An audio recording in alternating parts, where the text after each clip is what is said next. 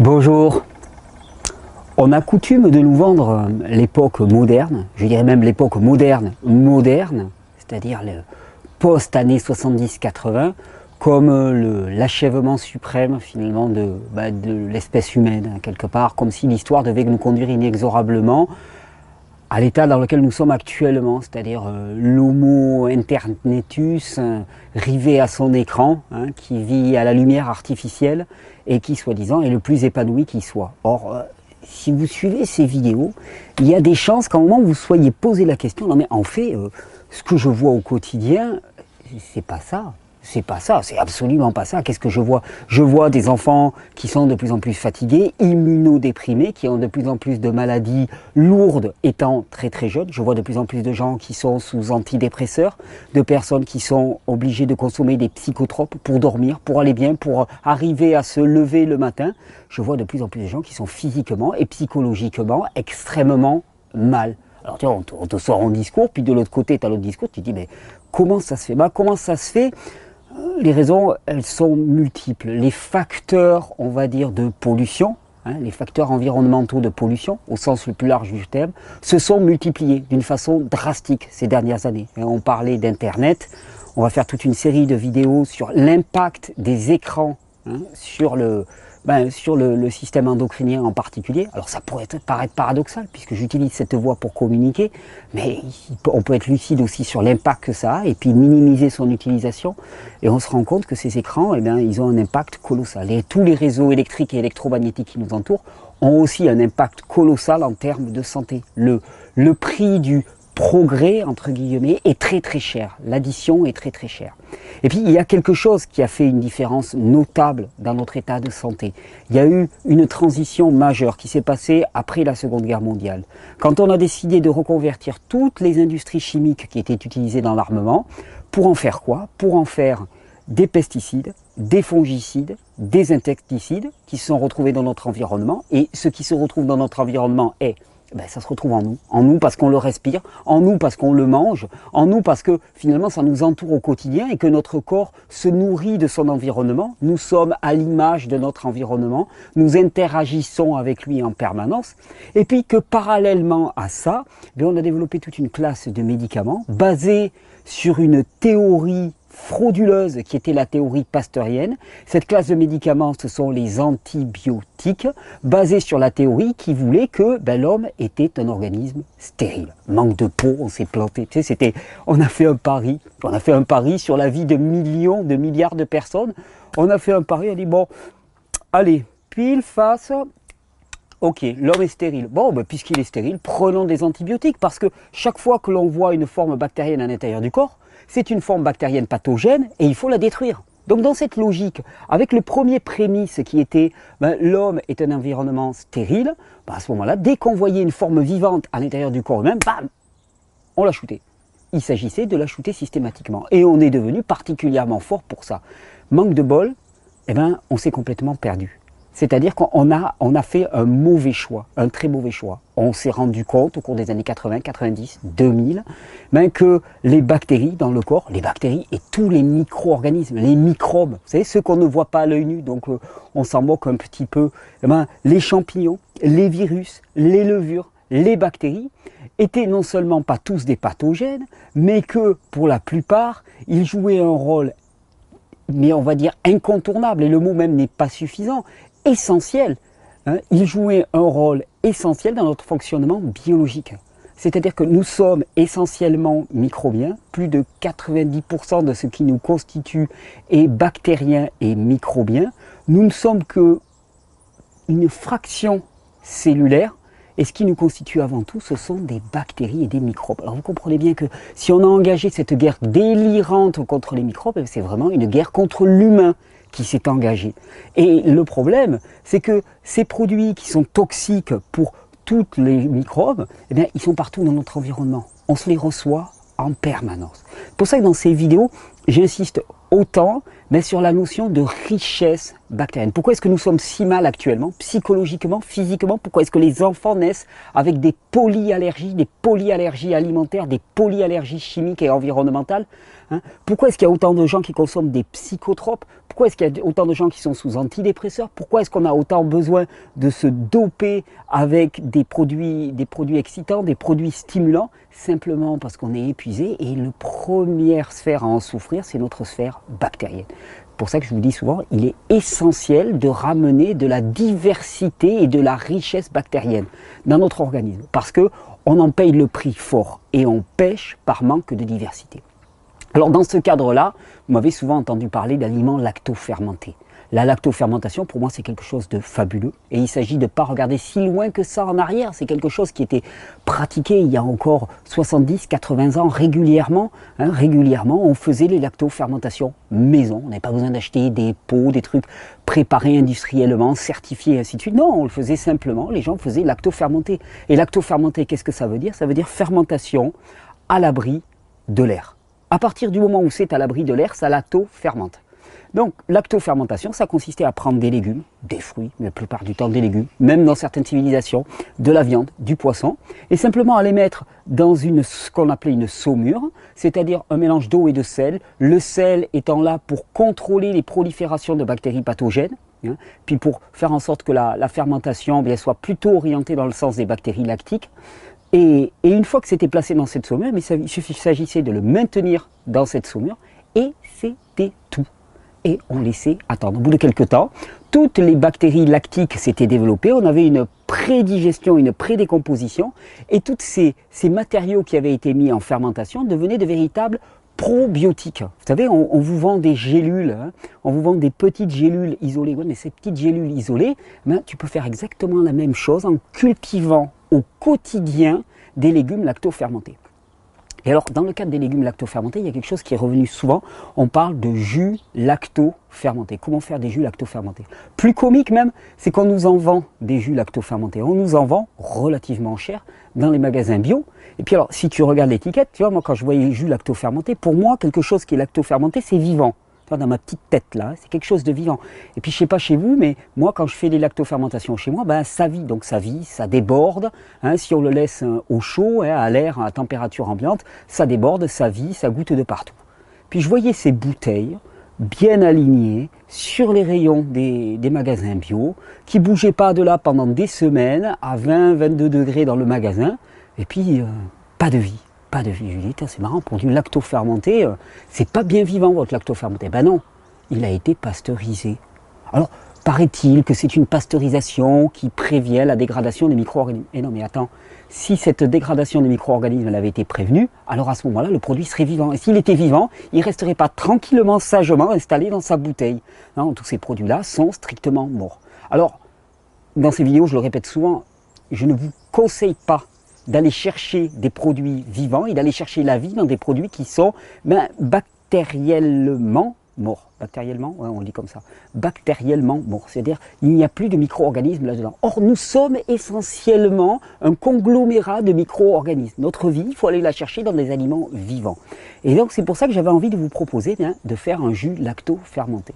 Alors, pour faire un jus lacto-fermenté, il y a plusieurs méthodes. Je vais en présenter une toute simple. Il n'y a pas besoin de juicer, il y a besoin de rien, il n'y a pas besoin de tant de produits. Elle nous vient des pays de l'Est. C'est une recette moi que j'aime depuis très longtemps et je vais vous présenter celle que je préfère au niveau du goût. On appelle ça le kvass. Le kvass, c'est une boisson lacto-fermentée à partir de betterave. On pourrait très bien le faire aussi à partir d'un jus. À ce moment-là, il y aurait plus de qualité nutritionnelle en tant que telle. Dans le kvass que je vais vous proposer, c'est surtout des bactéries. Il va y avoir un goût qui est agréable, mais au niveau nutritionnel, on ne va pas bien loin, parce qu'il y a peu de produits finalement, et ce sont surtout toutes les bactéries qui étaient présentes à la surface des betteraves qui vont se développer.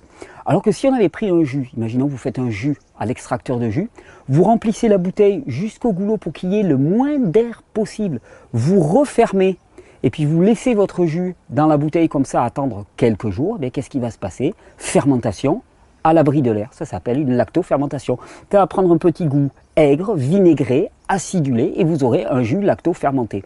Alors souvent, ça se sépare en deux phases. Il s'agira de secouer un petit peu, et une fois que ça sera secoué, vous aurez un jus lacto-fermenté. Là, moi, j'avais envie de vous proposer le kvass. Le kvass, regardez ce que ça donne. Une fois fermenté, celui-là, il doit avoir 6-7 jours à peu près. Regardez-moi cette couleur magnifique, cette couleur de betterave magnifique. Alors, le kvass, ça consiste à faire lacto-fermenter des betteraves. Moi, je mets aussi de l'ail, je mets aussi du gingembre, je mets aussi du curcuma et je mets aussi un petit peu de piment. La recette est extrêmement simple. Alors, petite règle, on parle de lactofermentation, on parle de vie bactérienne. Il va de soi que si les produits que vous prenez ont été arrosés de pesticides, de fongicides, d'insecticides, il n'y aura plus aucune vie bactérienne dessus. Donc il ne faut pas s'attendre à des fermentations. Donc les produits les plus naturels au niveau de la culture, bio c'est un minimum pour moi pour réaliser cette recette. Le mieux c'est tirer d'un jardin, nettoyer, mais sans en faire un zèle, hein, sans faire de zèle excessif pour le nettoyage, hein, pas brosser avec des produits vaisselle ou je ne sais pas quoi, non, juste nettoyer, enlever un peu la terre, passer sous l'eau rapidement et là vous avez toute une richesse bactérienne. Mais c'est toujours pareil, il faut bien penser que nos produits sont riches de la vie bactérienne et minérale qu'ils vont trouver dans le sol dans lequel ils poussent. C'est pour ça que nous ne pouvons pas être séparés de notre environnement. Notre environnement détermine notre état de santé, notre état de fonctionnement physiologique et psychologique. Alors on prend une betterave et qu'est-ce qu'on fait? On fait des tranches, moi je les fais relativement fines, plus elles seront fines et mieux ça va fermenter. Je laisse la peau parce qu'à la surface de la peau il y a beaucoup de bactéries. Alors une belle betterave comme ça va suffire, hein. Il ne s'agit pas de remplir le pot avec des légumes, il s'agit de remplir le pot avec de l'eau. C'est pour ça que je vous disais au niveau nutritionnel, ça ne va pas être un produit exceptionnel au niveau nutritionnel, ça va être un produit exceptionnel au niveau bactérien. Voilà, une belle betterave comme ça suffira largement. Préalablement à ça, je prépare, alors moi je vais à peu près pour un pot comme celui-ci, hein, je vais mettre à peu près une tête d'ail. Donc une tête d'ail, et alors comme on ne va pas le consommer, moi je fais très simple, je la coupe en deux, j'enlève vaguement la peau superficielle et c'est tout. Je garde la totalité vu que je ne vais pas consommer les jus. Et qu'est-ce que je fais? Alors je mets au fond l'ail.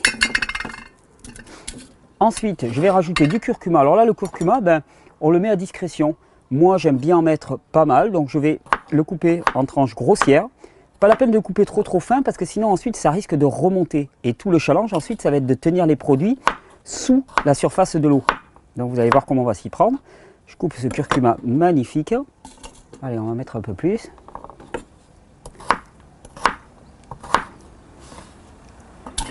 Et encore un peu plus. Le goût sera extrêmement doux, c'est une façon vraiment de consommer le curcuma de façon très agréable. Ensuite, je vais mettre du gingembre. Pareil, gingembre, là j'en prends une bonne main. J'aime bien quand c'est bien gingembré. Morceaux grossiers. Et tout ça, je le mets à l'intérieur. Je vais rajouter pour le plaisir un petit piment fendu en deux. Voilà. Et une fois que j'ai ça, qu'est-ce que je fais? Je prends mes tranches de betterave et je vais les utiliser quelque part pour refermer, pour maintenir tout ça en dessous. Donc je prends mes tranches de betterave et je les dispose vraiment de part et d'autre de manière à bloquer tout l'ail, le piment, le gingembre et le curcuma que j'ai pu disposer. Voilà, je vais mettre toutes mes tranches. Là, il y en a presque, voilà, le pot, il ne faut pas le remplir plus que ça, parce que le but, c'est quand même d'avoir du liquide et non pas de la betterave. Une fois que j'ai ça, qu'est-ce que je vais faire? Je vais rajouter de l'eau salée. Alors, on peut utiliser très bien de l'eau de mer. On peut très bien utiliser directement 1 litre d'eau de mer qu'on va mettre là-dedans. On peut la ramener à l'isotonie, cette eau de mer. Moi, j'aime bien l'avoir très salée. Donc, à ce moment-là, je mettrai de l'eau de mer pure, même de l'eau de mer que j'irai chercher à la mer. Habitant en Catalogne, c'est pas très compliqué, dans une zone fortement brassée, dans laquelle la biocénose, c'est-à-dire la richesse bactérienne de l'eau de mer, du milieu marin, est suffisant pour épurer tous les produits toxiques qui pourraient être déversés dans la mer. Et donc à ce moment-là, je vais verser directement mon eau de mer. Pour ceux qui ne sont pas proches de la mer, on va utiliser un pis-aller qui est moindre, mais les avantages de la lactofermentation sont tels qu'avoir un petit peu de sel. Alors j'utilise du sel le plus intégral possible, c'est du sel de Guérande, pour être du sel de Méditerranée, pas la peine d'aller le chercher au fin fond de l'Himalaya, c'est du sel de Guérande, et je vais en utiliser à peu près, j'ai oublié, alors, voilà, à peu près 2 cuillères à soupe là, pour 1 litre, hop, c'est pas très au point ma technique, Voilà, 2 bonnes cuillères à soupe pour 1 litre. On mélange bien. Il s'agit de dissoudre parfaitement bien le sel. Et pas d'arriver à saturation de l'eau, hein. Il s'agit simplement de le dissoudre normalement. Et une fois que ça c'est bien dissous, qu'est-ce que je fais? Alors, je vais mettre, bon je le mettrai ensuite. Je vais d'abord commencer à verser comme ça. Là, il va manquer pas mal d'eau. Là ça va être pour la démonstration. Et une fois que j'ai commencé, alors ensuite il va me falloir un poids. Un poids pour maintenir les produits en dessous de l'eau. Il y a des produits qui s'appellent des anti-montelets. Ce sont des espèces de petites coupelles en verre, juste ça fait un cercle en verre qui correspond bien. Je ne l'ai pas retrouvé pour faire cette vidéo, j'en avais acheté, je ne sais pas où ils sont passés.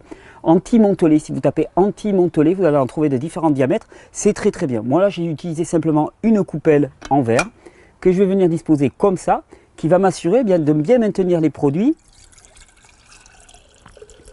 en dessous de l'eau. Et comme voilà, j'ai pas prévu assez d'eau, je vais compléter moi avec de l'eau de mer. Alors, il peut s'avérer nécessaire de mettre un caillou pour alourdir. Vous prenez un caillou qui est le plus lourd possible, que vous nettoyez préalablement. Le but, c'est simplement que les produits restent sous l'eau. Et là, qu'est-ce qu'on va faire? On va laisser simplement... Voilà, moi là, vous voyez bien, mes produits sont maintenus sous l'eau. Je vous montre comme ceci. C'est très très joli d'ailleurs. Je vais refermer. Bon, ça pourrait valoir le coup que je complète jusqu'en haut. Je vais refermer et je vais laisser attendre. Si j'arrive à refermer, voilà. Et je vais laisser attendre quelques jours. Alors combien? C'est pas très compliqué. Vous ouvrez et vous sentez. Et au bout de quelques jours, qu'est-ce que vous allez obtenir? Vous allez obtenir cette magnifique couleur. Et surtout, vous allez voir un petit peu de mousse qui se développe à la surface. Et là, il va falloir simplement commencer à venir se servir.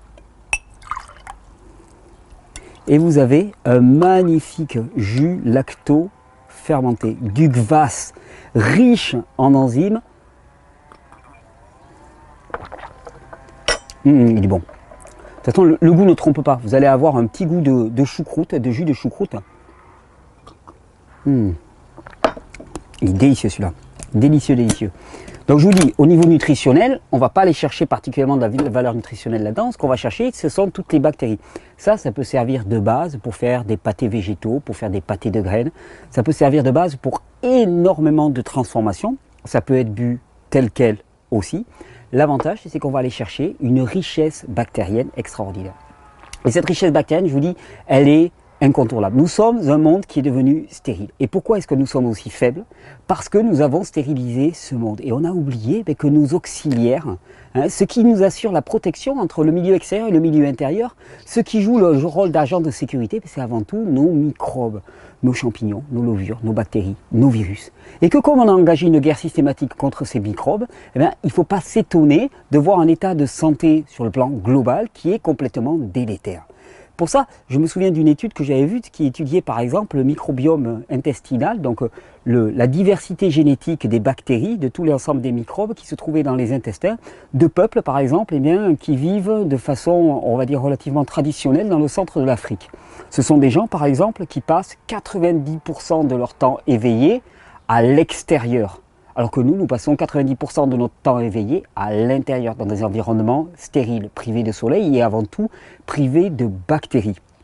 Eh bien, ils se sont rendus compte que la diversité des microbiotes de ces personnes était juste sans comparaison colossalement plus grande que la nôtre.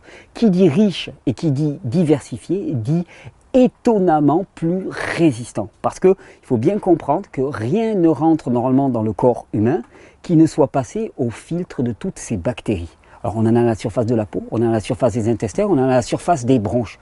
Si notre mode de vie va dans le sens d'une augmentation de la richesse et de la diversité bactérienne, alors à ce moment-là on développe littéralement ce qu'on appelle une bonne immunité. Quand on parle d'immunosuppression, on parle avant tout de bactériosuppression. On a détruit nos populations bactériennes. Et c'est ça qu'il nous s'agit de retrouver. Alors pour les retrouver, c'est une alimentation chargée en principe bactérien, en bactéries. Mais alors comment on trouve des bactéries dans notre alimentation? Mais simplement en consommant des aliments, déjà premièrement qui ont poussé dans un biotope riche en bactéries, qui n'ont pas été arrosés de pesticides et de fongicides, Parce qu'on parle toujours des produits bio, on dit oui le bio c'est bon pour la santé et ainsi de suite, mais les pesticides et les fongicides sont toxiques pour nous et ils sont avant tout toxiques pour les bactéries qui sont nécessaires pour notre fonctionnement à nous. Donc déjà il faut des produits qui soient chargés de ces principes-là, de ces microbes-là. Ensuite, eh bien, qu'est-ce qu'il faut? Eh bien, ensuite, il faut surtout ne pas les détruire par la cuisson, ne pas les détruire par la transformation, ne pas les détruire par la stérilisation et l'industrialisation, par la pasteurisation. Donc un maximum de produits crus, non transformés, c'est ce qu'on vous propose dans ces vidéos, avec des jus, avec des légumes, des fruits, qui sont riches en principes bactériens et qui vont pouvoir nous apporter cette vie bactérienne dont nous avons tellement besoin. Avec ce jus lacto-fermenté, c'est un premier pas. Moi, je trouve que c'est une façon extrêmement agréable de le consommer. Vous pouvez ajouter des carottes, vous pouvez ajouter des poireaux, vous pouvez ajouter ce que vous voulez. La betterave est une très très bonne base. Et en plus, les tranches larges font que tout le contenu reste bloqué au fond. Je trouve que c'est particulièrement facile. En dessous, vous mettez ce que vous voulez. Tout va lacto-fermenter. Ce qui est important, c'est la source, la qualité de la source. C'est elle qui va déterminer la qualité des bactéries que vous allez pouvoir consommer. Pour améliorer votre digestion, pour améliorer votre fonctionnement intestinal, pour améliorer toute votre immunité, il s'agit de passer au lacto-fermenté.